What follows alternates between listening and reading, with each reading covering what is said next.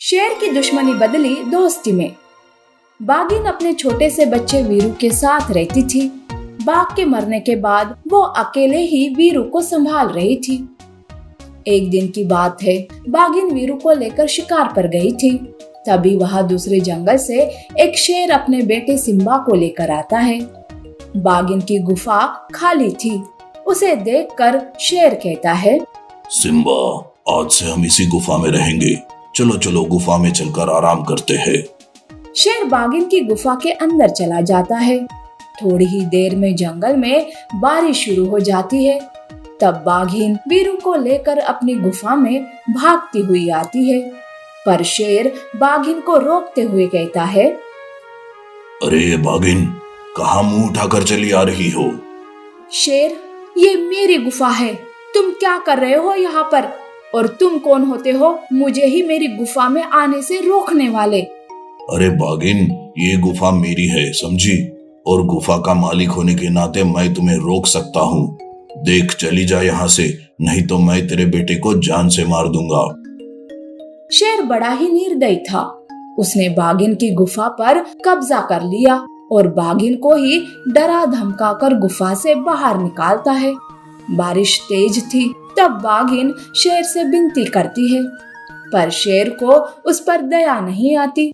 बाघिन वीरू को लेकर गुफा के पास के पेड़ के नीचे रात गुजारती है।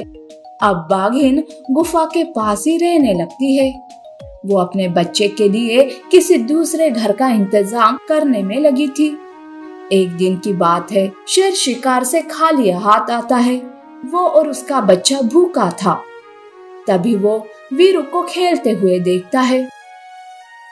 अरे वीरू बेटा, बहुत बाहर गर्मी में क्यों खेल रहे हो?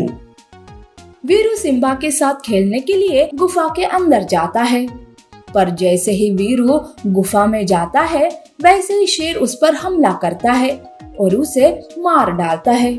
शेर और सिम्बा दोनों भी शिकार के मजे लेते हैं और वहां से भाग जाते हैं।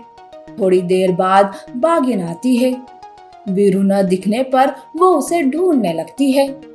वीरू, वीरू बेटा, कहाँ हो तुम? देखो, मेरे साथ मजाक मत करो बेटा, मेरे सामने आओ। मैंने तुम्हारे लिए एक नया घर बनाया है। बाघिन वीरू को आवाज देते हुए उसे आसपास ढूंढती है।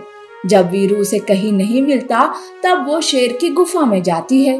गुफा के अंदर का नजारा देखकर उसके पैरों तले जमीन खिसक जाती है। वो समझ जाती है कि अब उसका वीरू उसके सामने कभी नहीं आएगा। वो फूट फूट कर रोने लगती है। पापी शेर ने मेरे बच्चे को मार डाला। पहले तो मुझसे मेरा घर छीन लिया और अब मेरे जीने का सहारा भी छीन लिया। मैं उसे छोड़ूंगी नहीं। बाघिन शेर को जंगल में ढूंढने लगती है। तब एक जगह पर उसे शेर सिम्बा के साथ खेलते हुए नजर आता है। तब बाघिन शेर को सबक सिखाने का ठान लेती है। शेर शिकार पर जाता है। तब बाघिन चुपके से आकर सिम्बा को उठाकर ले जाती है। बाघिन सिम्बा को अपनी गुफा में छुपा कर रखती है। शाम को जब शेर वापस आता है और सिम्बा को नहीं पाता तो वो चिंतित हो जाता है। अरे, मेरा सिम्बा कहाँ चला गया? कहीं किसी जानवर ने मेरे बेटे का शिकार तो नहीं किया? शेर सिम्बा को पागलों के जैसे जंगल में ढूंढने लगता है, पर उसे सिम्बा कहीं दिखाई नहीं देता। शेर का भी रो रो कर बुरा हाल हो चुका था। वो आते जाते जानवरों को सिम्बा के बारे में पूछने लगता है, पर उसे सिम्बा का कोई पता नहीं मिलता। शेर हताश हो जाता है। तभी उसे बाघिन दिखाई देती है। वो बाघिन से भी सिम्बा के बारे में पूछता है। तब बाघिन कहती है, मुझे क्या पता कि तेरा बच्चा कहाँ है, मैं नहीं जानती कुछ भी। ऐसा कहकर बाघिन वहाँ से चली जाती है। पर शेर की तकलीफ देखकर उसके मन को तसल्ली मिलती है। ऐसे ही 2 दिन बीत जाते हैं। शेर सिम्बा के बगैर टूट सा गया था। अब बाघिन को शेर की हालत देखी नहीं जाती और वो उसे सिम्बा लौटाने के बारे में सोचती है। बाघिन सिम्बा को लेकर शेर के पास आती है। सिम्बा को सही सलामत देखकर शेर बहुत खुश हो जाता है। वो भागते हुए सिम्बा को गले लगाता है, उसे प्यार करता है पर बाघिन को साथ में देखकर उसे बाघिन पर गुस्सा आता है। बाघिन, सिम्बा तुम्हारे पास था, फिर भी तुमने मुझसे झूठ कहा। मैं तुम जैसी नहीं हूँ शेर। वीरू को मारकर कौन भाग गया था? बस मैं तुझे वही एहसास दिलाना चाहती थी कि बच्चे के न होने से क्या हाल होता है।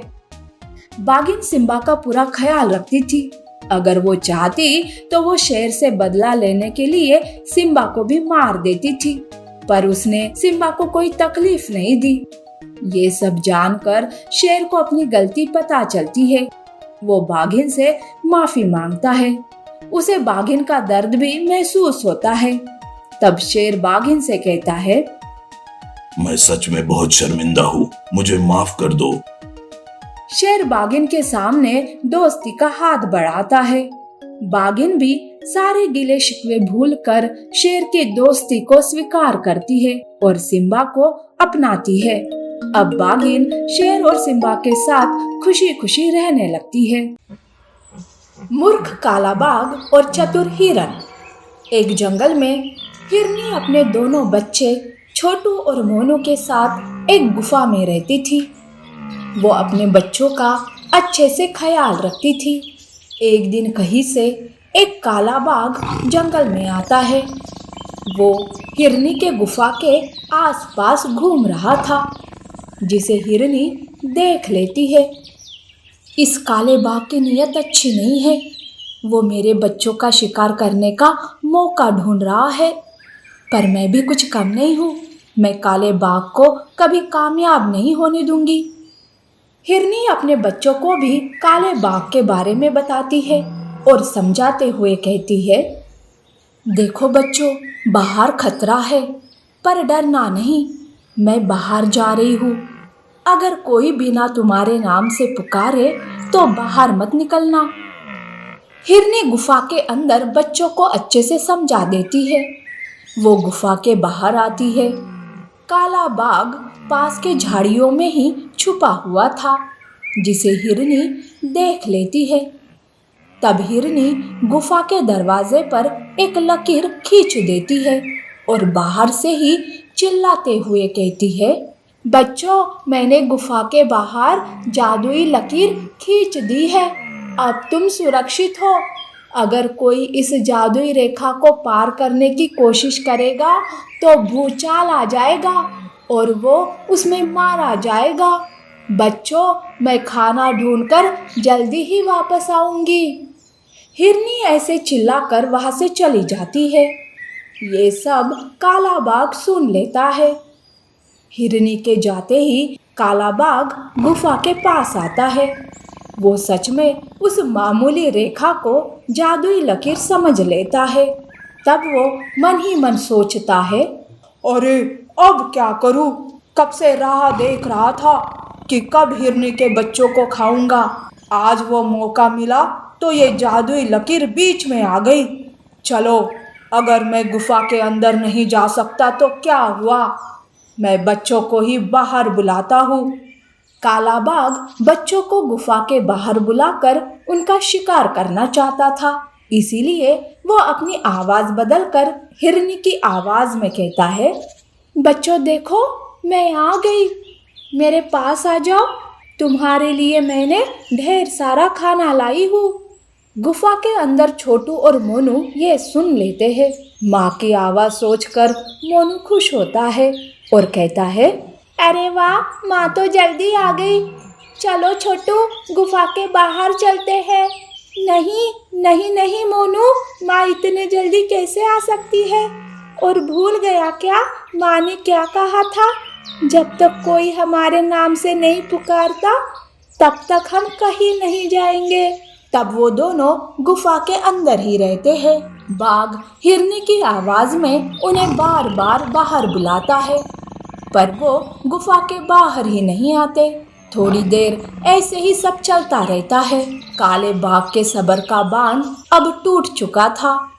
वो गुस्से से आग बबूला हो रहा था कि इतने में ही हिरनी वहां आती है और मन ही मन सोचती है, मुझे जिस बात का शक था वही हो गया। बाघ तो बहुत गुस्से में दिख रहा है। अब वो ज्यादा इंतजार नहीं करेगा, वो जरूर गुफा के अंदर जाने की कोशिश करेगा। हिरनी ऐसा सोचकर गुफा के पीछे से गुफा के ऊपर चढ़ जाती है। गुफा के ऊपर एक पत्थर था। काला बाघ अब गुफा के अंदर जाने के लिए लकीर को पार करने जाता है कि तभी हिरनी उस पत्थर को धक्का देकर नीचे फेंक देती है। पत्थर को नीचे गिरते देख काला बाघ डर जाता है। बाप रे, ये जादुई लकीर तो सच में भूचाल लाएगी। नहीं नहीं, मुझे ऐसे नहीं मरना। भागो रे भागो, भूचाल आ रहा है, भूचाल।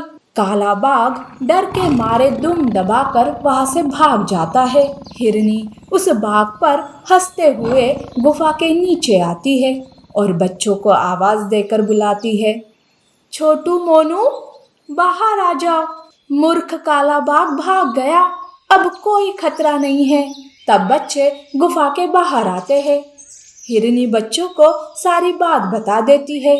तब वो तीनों काले बाघ पर हंसते रहते हैं। इस तरह से चालाक हिरनी ने काले बाघ को मूर्ख बनाकर उससे अपने बच्चों की जान बचाई। इसीलिए कहते हैं कि हम हमेशा चालाकी से मुसीबत से बाहर आ सकते हैं।